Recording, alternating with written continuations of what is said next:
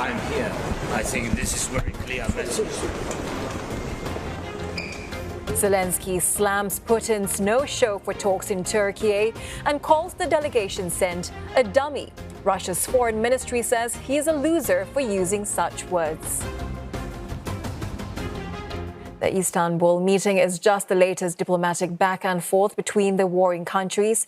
Efforts to mediate an acceptable resolution began well before Russia's invasion of 2022.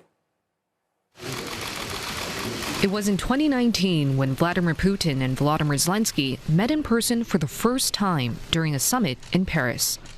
The duo didn't exchange handshakes and sat opposite each other, flanked by French President Emmanuel Macron and then German Chancellor Angela Merkel.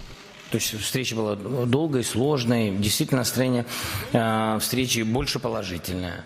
Это я правда хочу сказать. И поэтому через 4 месяца у нас есть возможность продолжить дискуссию и увидеть результаты того, что мы за это сделаем. Но... But there was no definite agreement on the sticky political issues that eventually culminated in full-blown war more than 2 years later.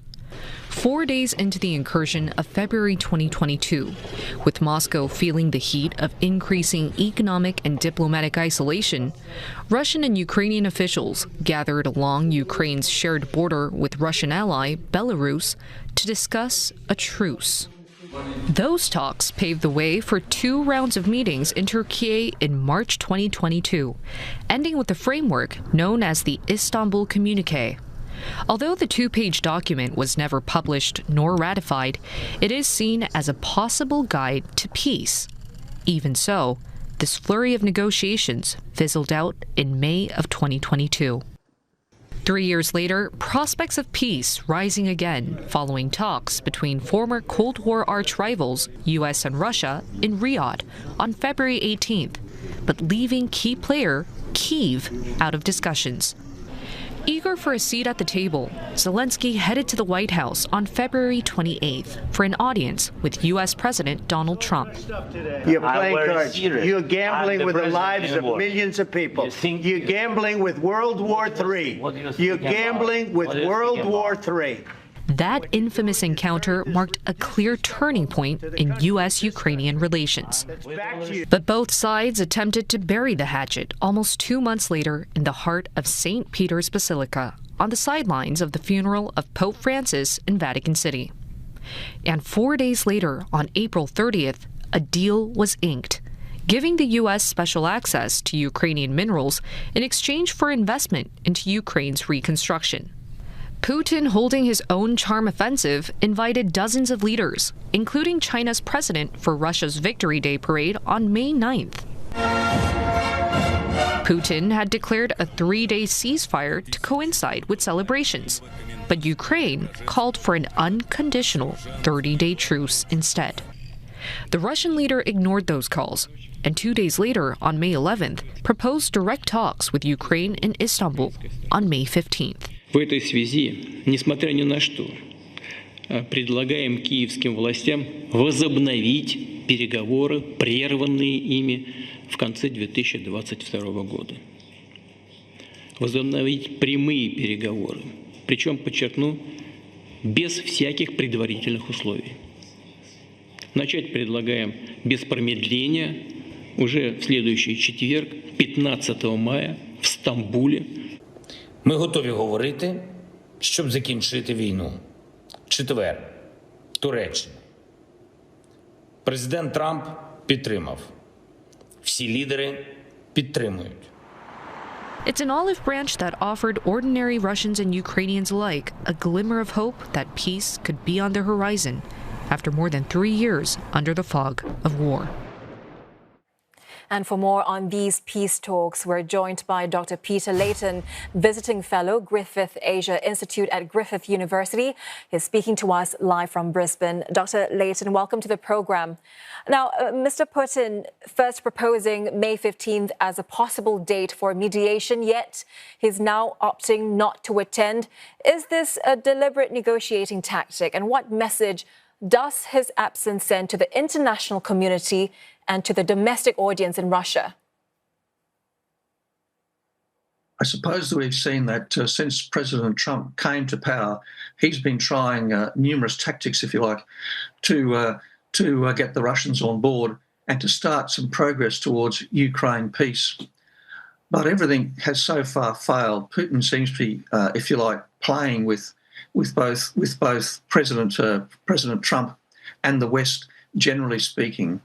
So there's been almost no discernible progress made. Where we go to from here is an interesting question. There's a couple of steps, I suppose, in that the leaders of the UK, Poland and France are now calling for massive sanctions and hoping that as President Putin has, if you like, stood up President Trump, that President Trump will be on board with the massive sanctions. That's pretty hard to say at the present time.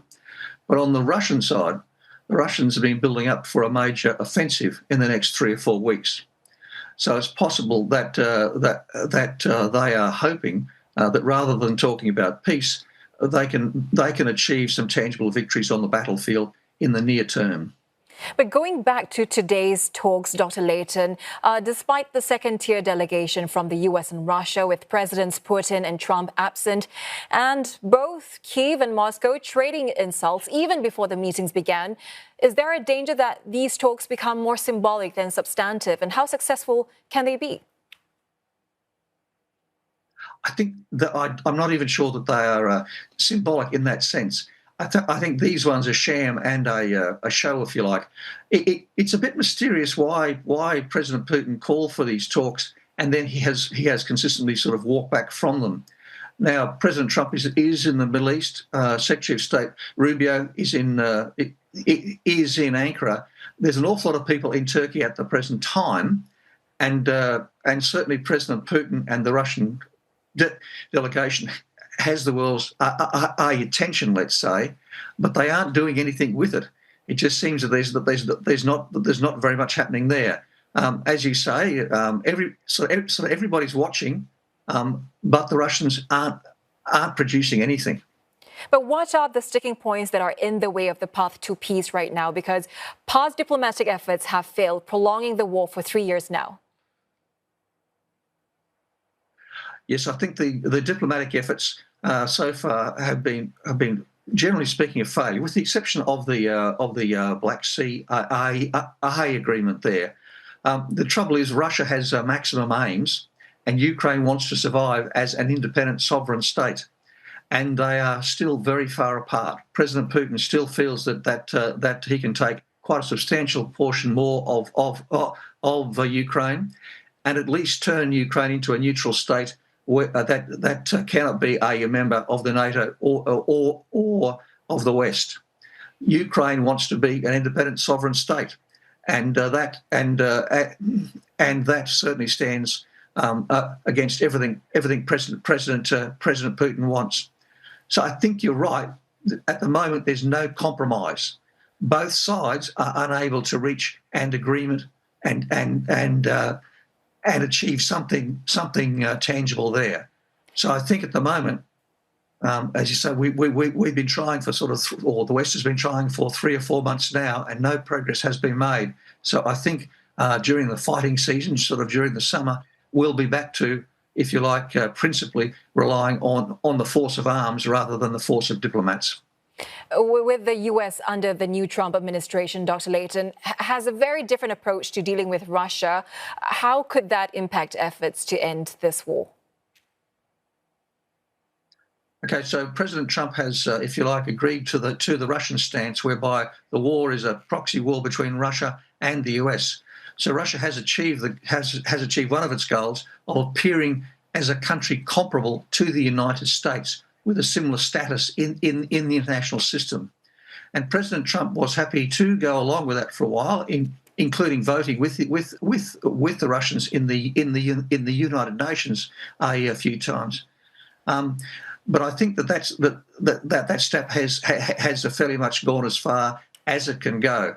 But President Trump has been saying that if President Putin asks, he can certainly fly into Istanbul Friday and announce something there.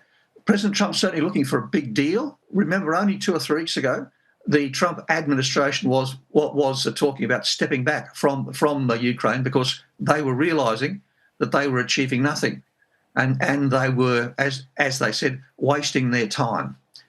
So it's still very, it's still only, if you like, sort of really tentative feelers here. We aren't achieving very much. All right, Dr. Layton, appreciate your insights. Thank you so much. That was Dr. Peter Layton from Griffith University.